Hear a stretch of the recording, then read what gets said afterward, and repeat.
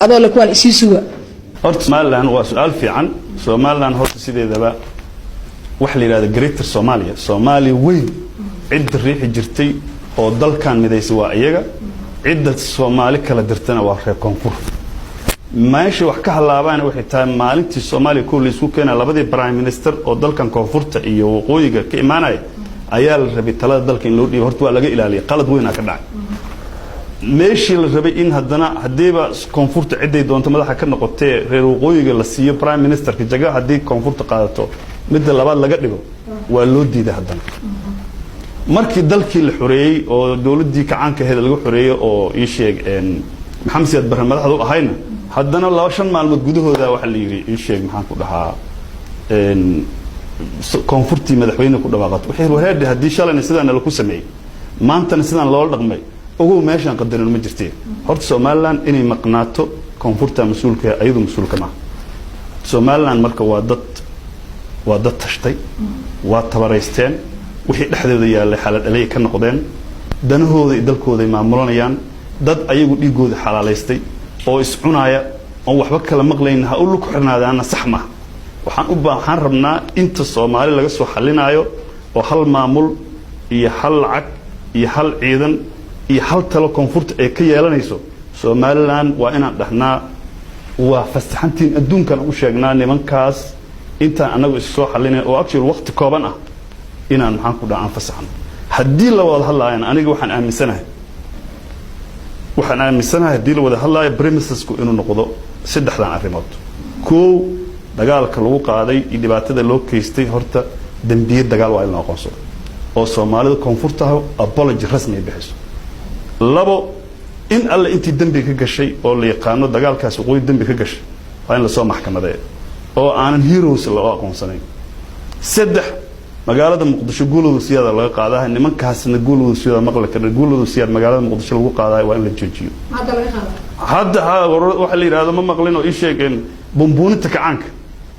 iyo xoogga wadaniinta lagu sheegay wax kale ma howlwadeenada xisbiga hantooda kacaanka Soomaaliyeed waa nimankaas Soomaaliya waa ka shoogeen mana yeelayaan Cabdiraxmaan Cabdishakuur gurigiisa lagu duula soo noqda Kismaayo ciidan Ethiopian lagu la duula soo noqda Ahmed Madooba cirka lagu cunaqabatayna soo noqda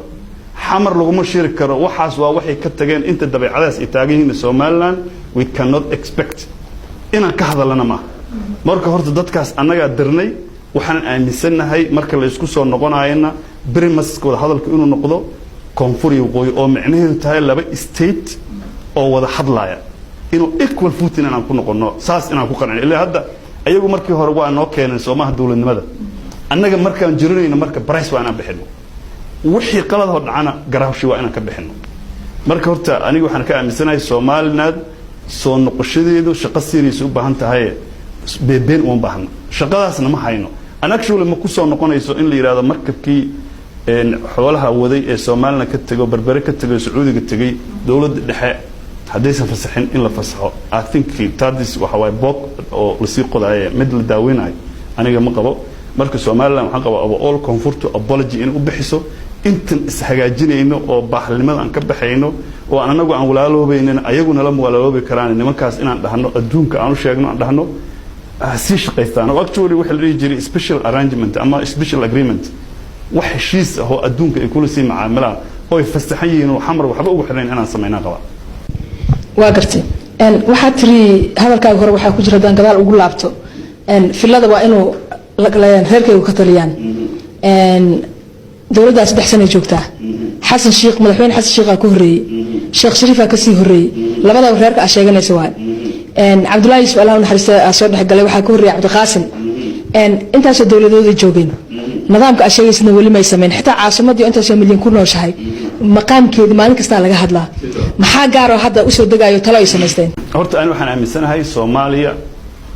dadka siyaasadda ka shaqeeya ilaa la yaqaan waxay u taagan yihiin siyaasadda in laga saaran qaba aniga waxaan aaminsanahay 3 qof oo Soomaaliya ayaa ani fahamsanahay waxay u taagan yihiin Cabdiraxmaan Faroole Saciid Dani iyo ninka la yiraahdo ii sheegeen Musabbix Faroole federalism u taagan yahay wuxuu u taagan yahay Puntland in la hormariyo Soomaaliya oo la soo kala dhisay in la isku keeno aaminsan yahay mashruucaas u taagan yahay Saciid Dani waa la mid Musabbixina Somaliland inay go'do u taagan yahay inuu ay ka talan u taagan yahay haddii la hurwaayana walaalo miisaaman oo wax Somaliland u qaadma in koonfurta ay soo bandhigto aaminsan actually siyaasan waa xisaabtan yani adiga walaalka waxa u deysana adaa og laakiin sideedaba dad xisaabtami kara oo gorgortamaya wada hadlaya miiska inay fadhiyaan waa problemka uu ka taagan koonfurtan Soomaaliya ambition leeyahay vision male yani dad kursiga raba laakiin wax ay ku qabanayaan ma yaqaanaan aniga marka waxaan aaminsanahay madaxweynayaashii hore koonfurta oo nimanka aan soo maray focuskooda markii hore federal sameyn amaan sugid ka soo qaba Sheekh Shariif oo kaleeto reconciliation oo shaqayso ah markii labadii darafod dawladda ku meel gaarka ahayd iyo ARS la isku keenayay shaqo fiican oo ka qabtay xoreyntii shaqo fiican oo ka qabtay maxaan ku dhahaa doorashadii shaqo fiican oo ka qabtay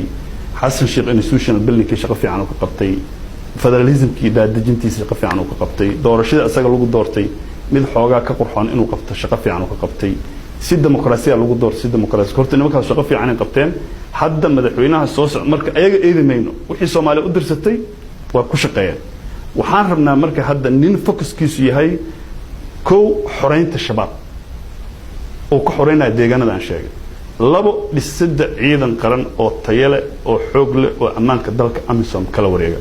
saddex dib u heshiisiin Somaliland iyo Soomaaliya inta is ogol Soomaaliya horta waa inuu isdhex gasho Somaliland ama wada u kala qaadsiyo ama isku keeno horta shaqada soo socoto waa very simple waxaan rabaa nin oo lacagta ka soo xaroonaysa dekada xamar hadii 10 milyan koonfurta ku bixina 10 kale Soomaaliya siiyo 50% horta nimankii hore ma aynayo waa amaanaya laakiin shaqada soo socoto waxaan u baahanahay ka soo qabo magaalada Muqdisho waa laga qaxay yaa dadka qaxshay dadka aan sheegay ka qaxshay waxaan rabaa inta hagaajiyaan dadka qaxsheen nin walba inta ku soo celiyaan si nabada guri walba furihiisa in lagu rijaan rabaa dadka aan u aad baxaan rabaa wax kale aan rabaa la marko سنبلو جبهات برشة هذا القاعدة لما كنا سجال تبنا لوجراه ودن كدولة وهيست شرف فدرال هدوها دولة رسمية لنا هاي إن رجع يدك خبان إن محاد رمي ساعدها جبهات إيه وحلا قصة قد بي ينقل أن قرحونين قدام عدد هذا نبدأ نيرا مقال جوجو وما سنت هرت وحي عن كشي كينا تاريخ أحيان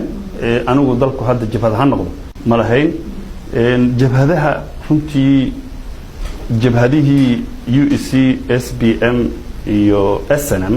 waxaan aaminsanahay jabhada guuleed in ahaayeen inay dalka ka xoreeyeen dawlad kacaan ah oo dictatoriyad ah oo diiday Soomaaliya inay tashato inay ka xoreeyeen sahashay Soomaaliya qolo kasta deegaankeeda iyo danaheeda hadda xor in uu tahay inay ka tashato actually jabhadahaas ficladoodii wax Soomaaliya uga halaabeen waa ku halaabeen ilaa haddana uga haleysay laakiin shaqada ay qabteen oo muhiimka waxay ahayd talis diiday dalkan dhigacab ah oo diiday dalkan inuu dadkiisu tashto xoroobo isdoorto ay horta ka xoreeyeen qof kasta oo Soomaali ah oo hogaanka dalka hanweyn ka lahayn waxa la rabaa inuu si joogto ah u amaano jabhadahaas ka soo qabo hadda madaxweyne Farmaajo hadii aan kacaankaas la dumi lahayn rajal kama yeesheen inuu fursad u helo dalkan inuu madaxweyne ka noqdo marka jabhadahaas actually waxa uu qaribay dagaaladii sokeeyay iyo wixii shaqo fiican oo muhiim ah Soomaaliya u qabtay marka laga soo tago magaalada Muqdisho iyo dhaqaalaha yareed dekada iyo ka soo xaroodo adduunyadu lafteeda iyaba hay sameeysaa dhaqaalaha la helaa midowga Yurub ha ku deeqo dhaqaalahaas maalintii waad arkaysay la soo bandhigo la leeyahay waa la lunsaday maxay kula muuqdaan horta dakhligaas soo xaroonay meelaha ay ku baxaan horta waxaas la sheegay leef waxa la qabaan Soomaali magaca looga sheegay wax la taaban karo loogu qabtaa ma jirto dadkuna sidiisaba hadii uu baahi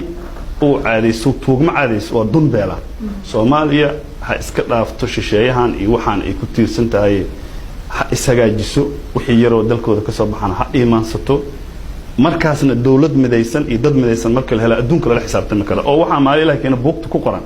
wareed waxaana sheegtay xageed geysay tusoo taabsay qof la xisaabtami karta maalin kasta hadda ama sabidana 500 milyan AMISOM la siiyay 500 milyan dollar deynaha la baxshay inta la sameeyay nothing to wax la taaban karo oo hadda